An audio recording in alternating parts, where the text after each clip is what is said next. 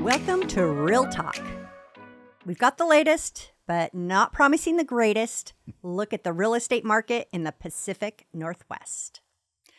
With me, I have the Laurel to my Hardy, the Sunny to my Cher, and the Bert to my Ernie, Mr. Terry Rommel.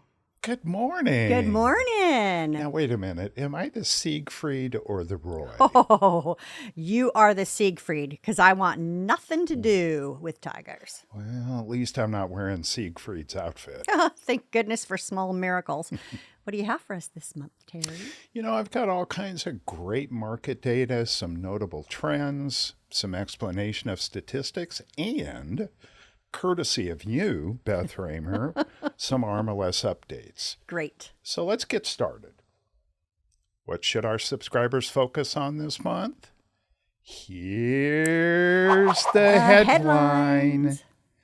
So this month I have something that I want to share with our subscribers, and that is a little bit of an explanation behind the sort of limitation on refreshing listings. Okay. I know that's been a little bit of a hot button topic lately, and I thought it might be good to sort of explain the behind the scenes look at how this came about, why it came about, and the reasoning sort of behind it. So, you know, it was January of 2024 that the RMLS board decided collectively that we should make a policy change at RMLS, and we would no longer allow the refreshing of listings within the same category.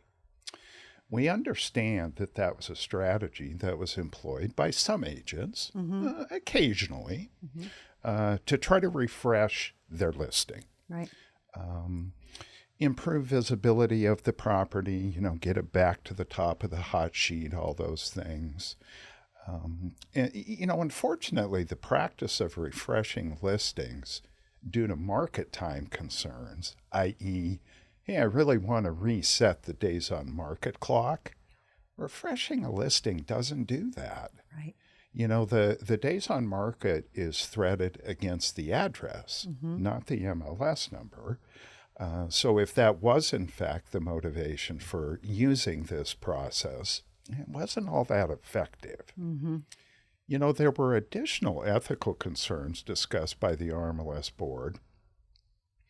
You know, in this time of really enhanced scrutiny on the real estate industry, you know, you hear a lot of talk about transparency and how these things need to be handled in a much more clear and understandable way. The board also felt that there was a little bit of lack of transparency, perhaps. The whole refreshing of listings, you know, the word transparency, for one thing, is sort of the word of the day in the real estate industry. And refreshing a listing is seemingly an attempt to sort of subvert this really important element of our industry. So in order to continue to improve transparency and clarity for the co-op, let's never forget, RMLS is a cooperative, and we serve over 14,000 realtor practitioners. The board made a decision to update the policy and no longer allow the refreshing of listings. Now, there are some circumstances where it can happen. They're fairly few, but we really want to just thank the co-op for making the necessary adjustments in their business practices to comply with this policy change. If you have any questions at all about sort of how does it work, or any additional questions about why this came about, please reach out to our data accuracy staff. They have a clear understanding of sort of the who, what, when, where, why, and how this all came about, and they would be happy to discuss it. Great. So, thank you, Terry. All right. So now that I'm off my soapbox, let's take a gander at the March market performance by state, as we always do.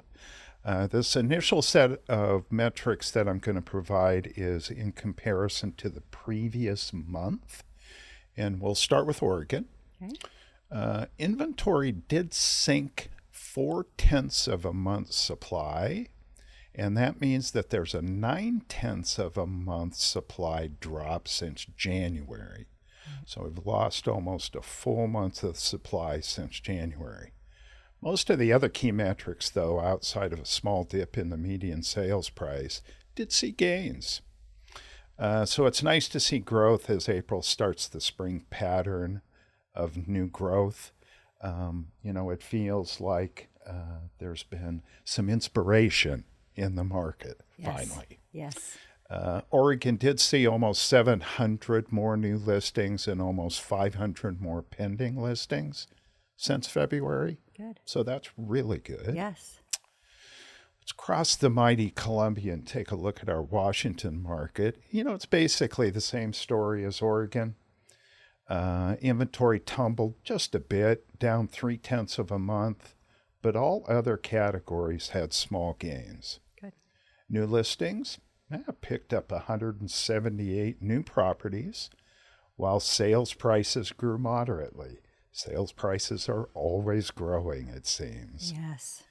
Time on market in Washington, it really did surpass Oregon in sort of a big way, coming in at 98 days of average market time versus 89 in Oregon. Mm-hmm. So it's going to take about 10 additional days on market in the state of Washington compared to Oregon. So let's go back a year. Let's take a look at March of 2024 compared to March of 2023. Mm-hmm.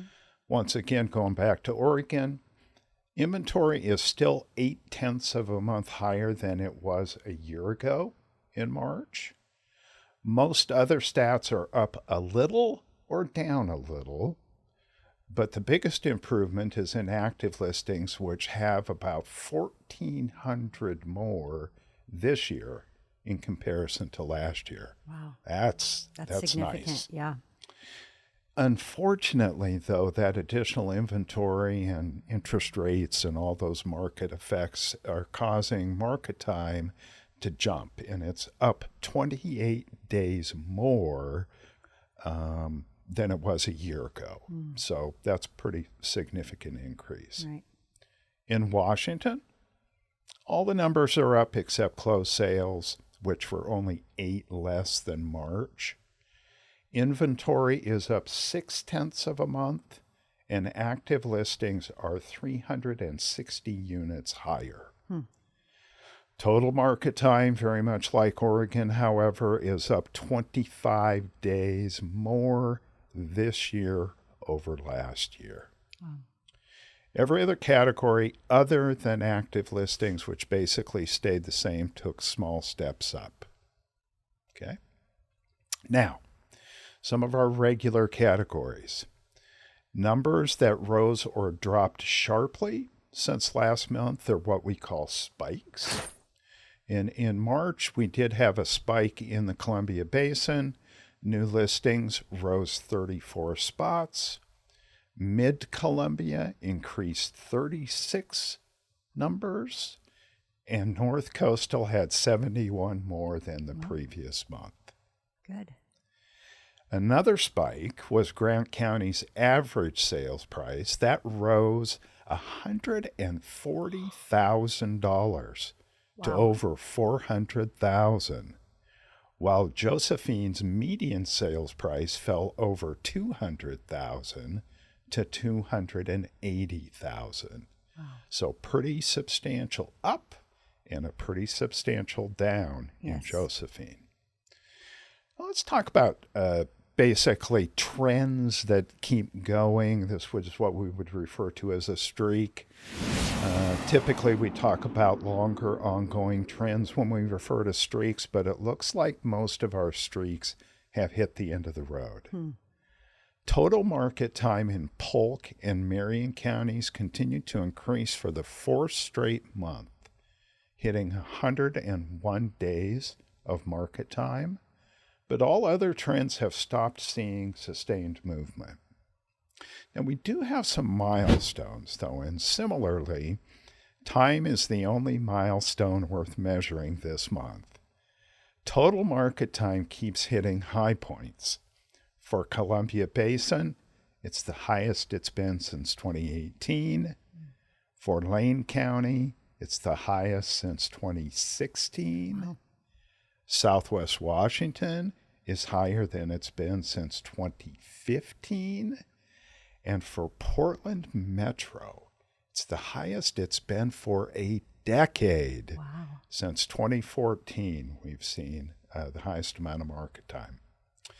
So all those properties, unfortunately, are sitting on the market for a bit longer. The really nice thing is we have more inventory. Yes. So if we can just get interest rates to moderate a bit, off we go. Yeah.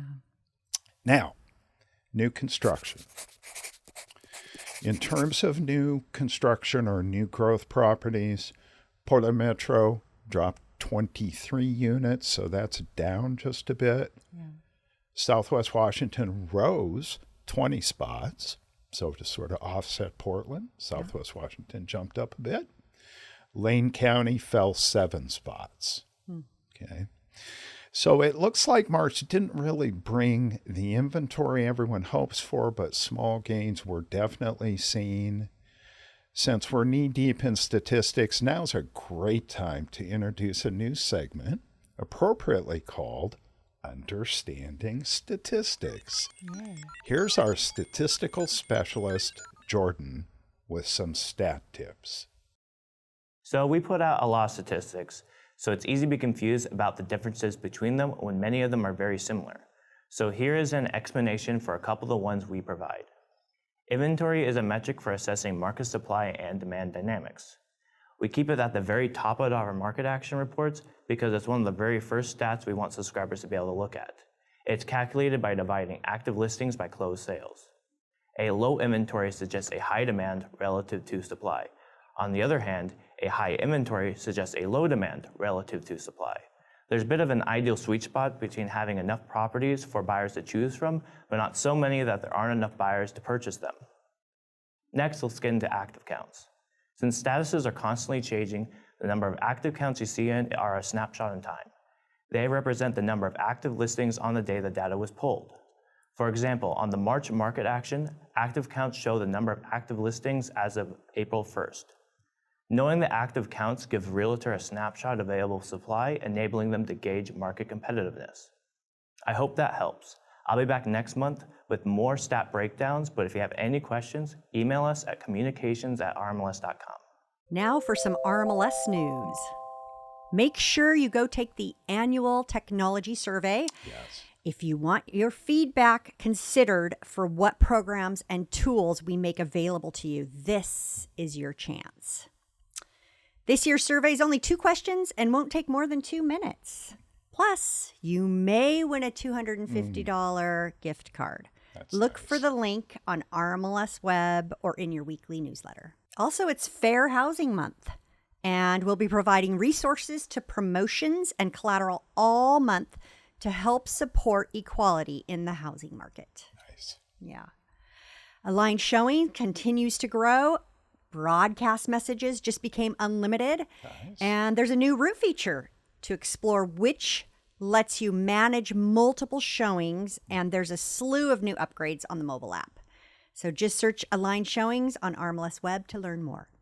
Very nice. And with that, like dust in the wind, we blow away. Have a terrific month, and we'll see you next time. With that, Terry, be true to yourself. Make each day a masterpiece. Help others. Drink deeply from good books. Make friendships a fine art. Build a shelter against a rainy day. Wow. That's John Wooden. Wow. Thank you. Sounds almost exactly how I live my life. Thank goodness. Thank you, Beth. Have a great month. You too. So long. Bye-bye.